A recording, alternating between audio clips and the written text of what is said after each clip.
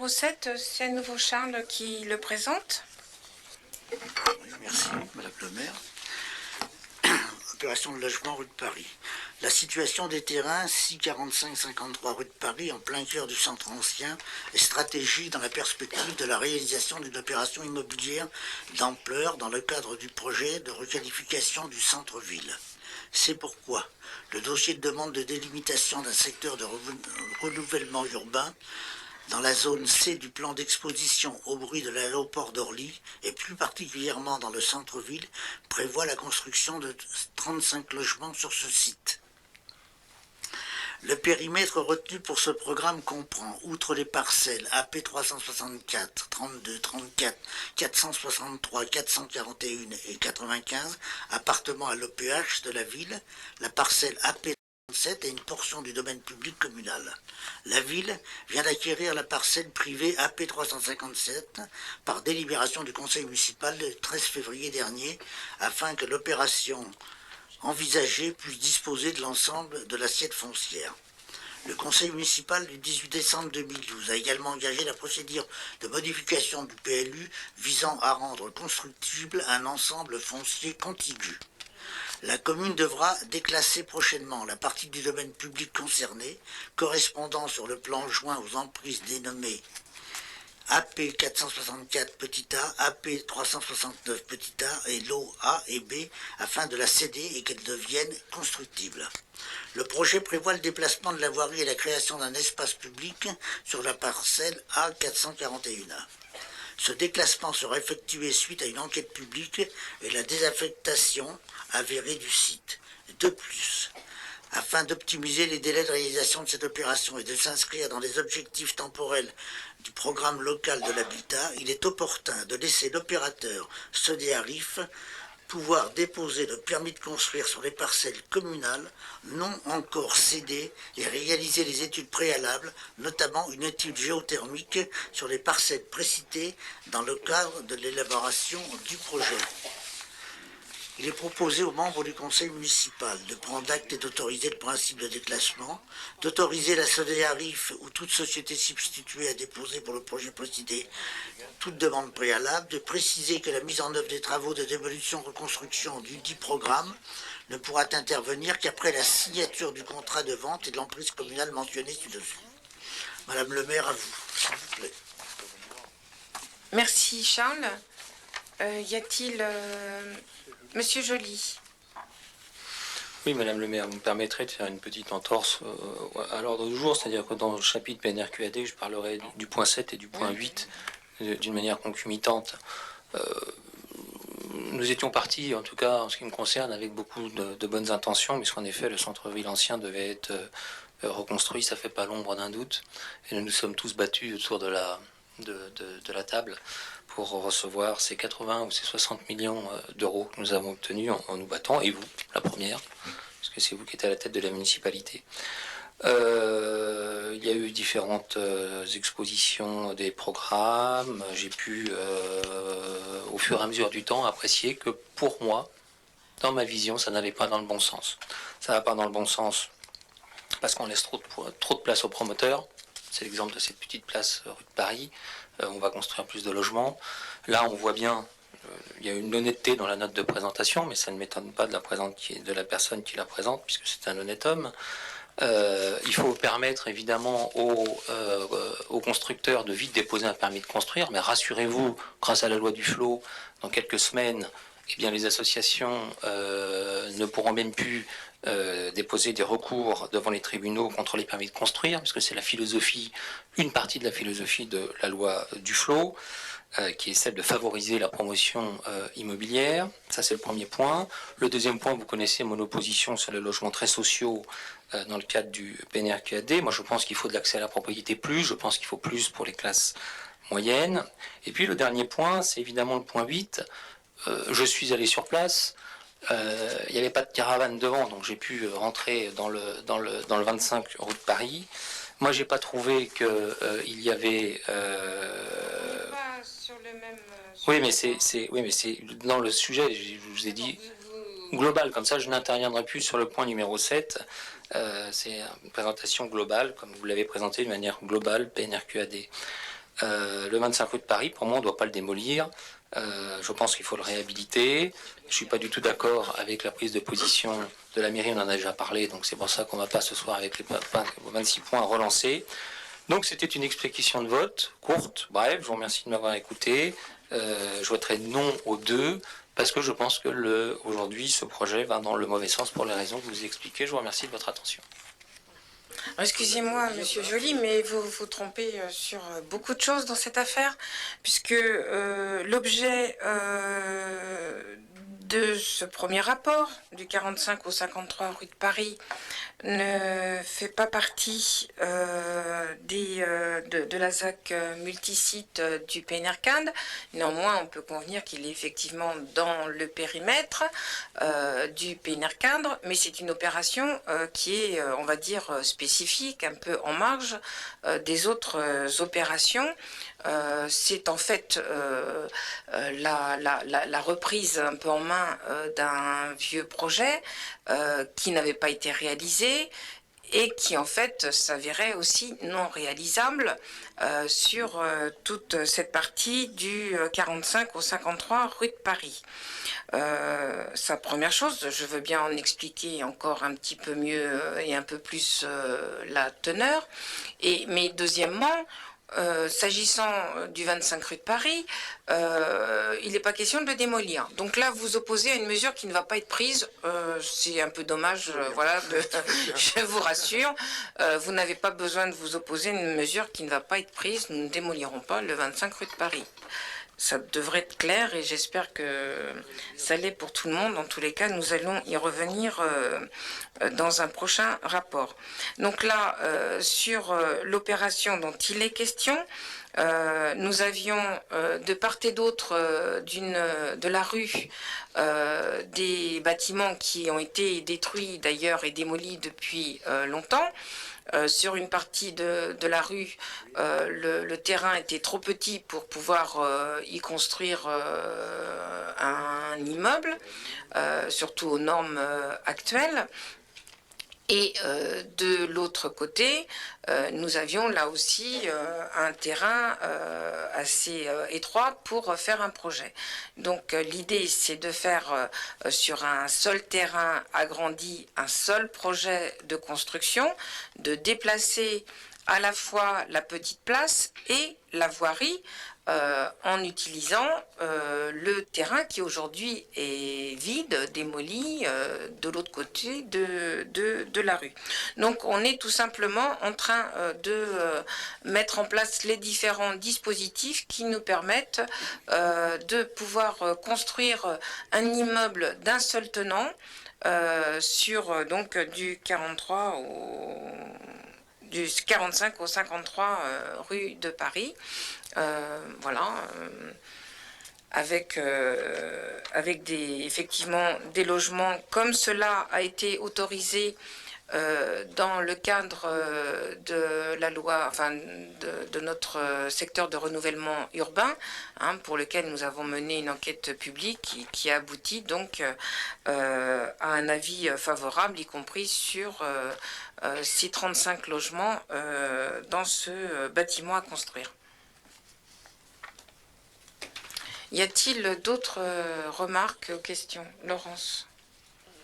Juste une chose, c'est que je pense qu'il y a aussi une logique du point de vue de la voirie, puisque effectivement on se retrouve à avoir une rue face à la sortie du parking, ce qui est quand même nettement plus intéressant que la situation actuelle, où sur une parcelle de la voirie, on a un double sens pour les voitures, une parcelle très restreinte certes, mais qui n'est pas attendue des automobilistes, puisque tout le reste est en sens unique. Donc là, on a, de mon point de vue, une amélioration au niveau de la voirie.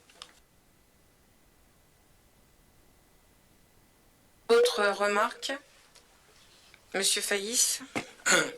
Oui, nous, on est favorable évidemment à ce projet parce que, d'une part, ça va conserver un espace ouvert dans ce vieux Villeneuve qui va être très construit, j'allais même dire un peu bétonné.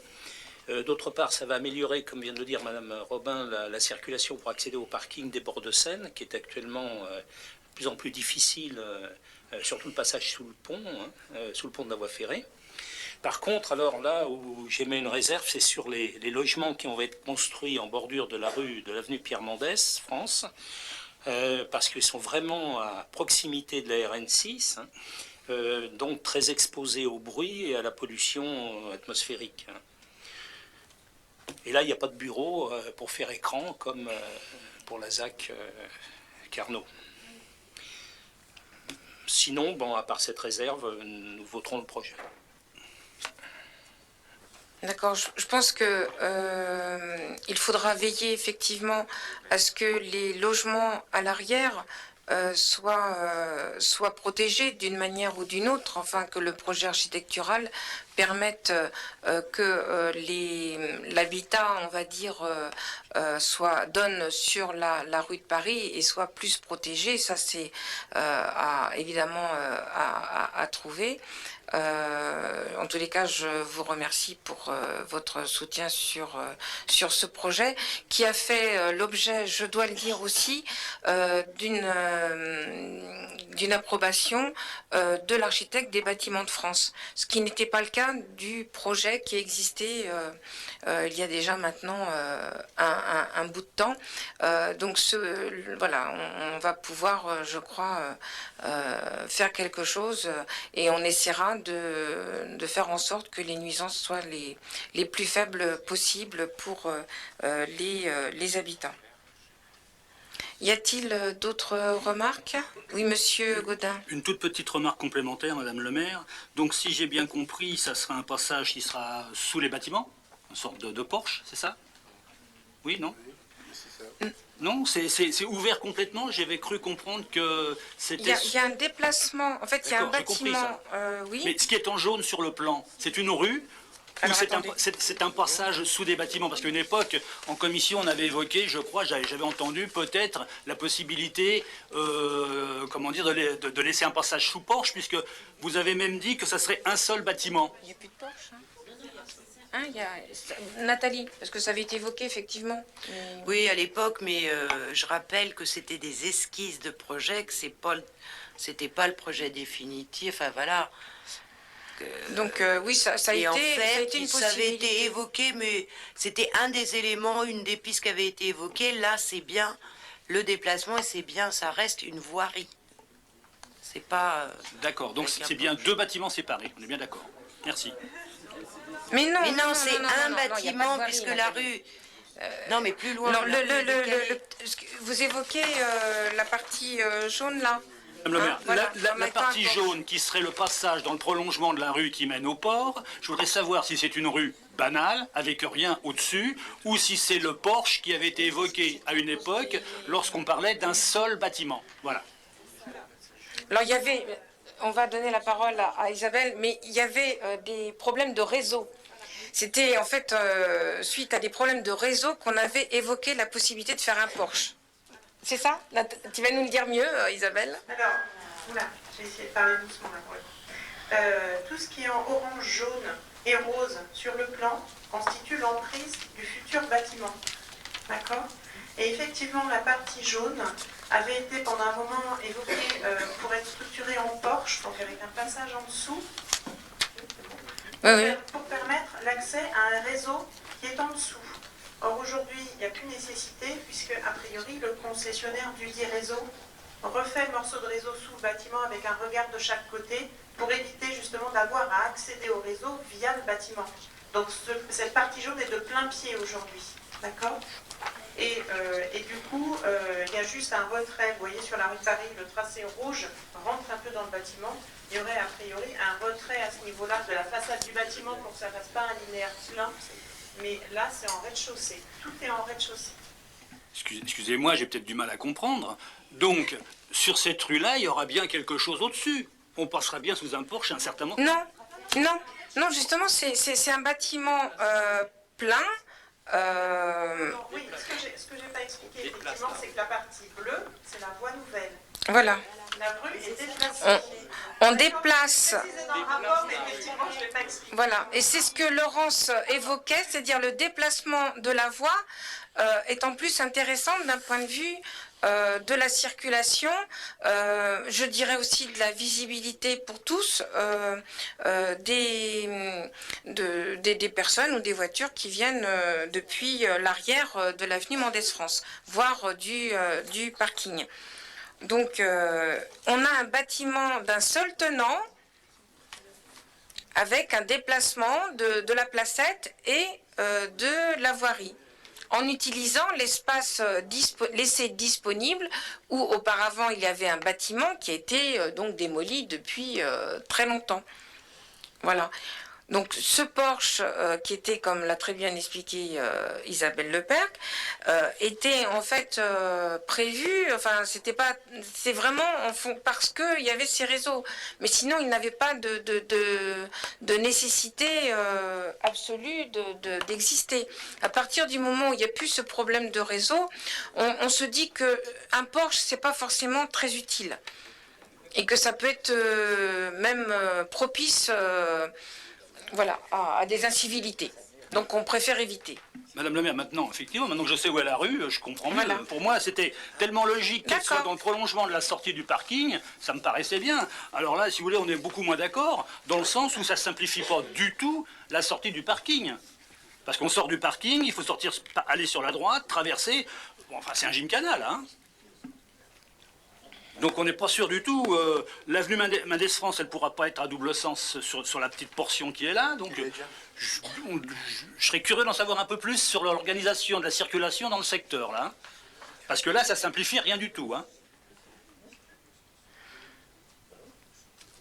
Il n'y a pas de difficulté majeure, comme vous l'évoquez. Et en tous les cas, ça rend le projet possible. Autrement, il n'y avait pas de projet possible de part et d'autre de la rue.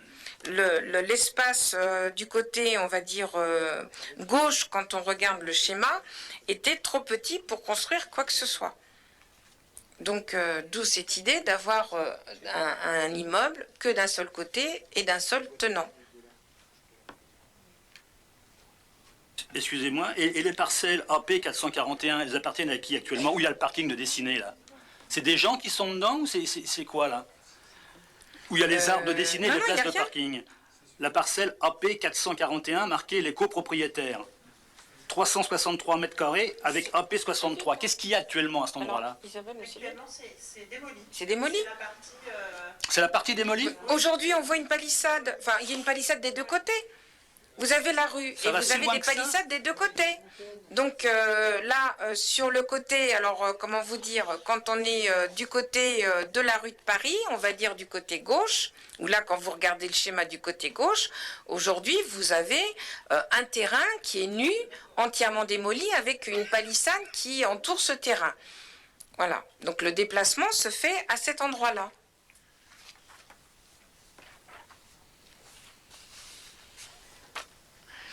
Est-ce qu'il y a d'autres questions ou remarques? Est-ce qu'on peut passer au vote? Monsieur Joly. Je pêche, excusez-moi, je vous avais dit que je ne prendrais plus la parole, mais j'ai tout de même l'impression, bon, on ne va pas commencer à débattre de l'architecture, parce qu'évidemment chacun a son point de vue dans cette affaire, mais que la façade de l'immeuble va mesurer plusieurs dizaines, 40, 50 mètres, non? J'ai l'impression. Non? Parce que je ne me rends pas compte de l'échelle. Je vois bien la palissade, rue de Paris, tout ça. J'ai l'impression que la façade de l'immeuble va être assez longue. Je ne voudrais pas qu'on revienne sur une architecture des années 70. Non, c'est combien à peu près la façade? C'est 20 mètres? Là, les trois parcelles, les AP32, AP34 et AP45. C'est combien en linéaire? Oui, c'est ça. Ça doit être entre 20 et 25 mètres. D'accord. À peu près. Et t'as bien fait de poser la question. De pas de tard, comme dans les années 70. Tu as bien fait.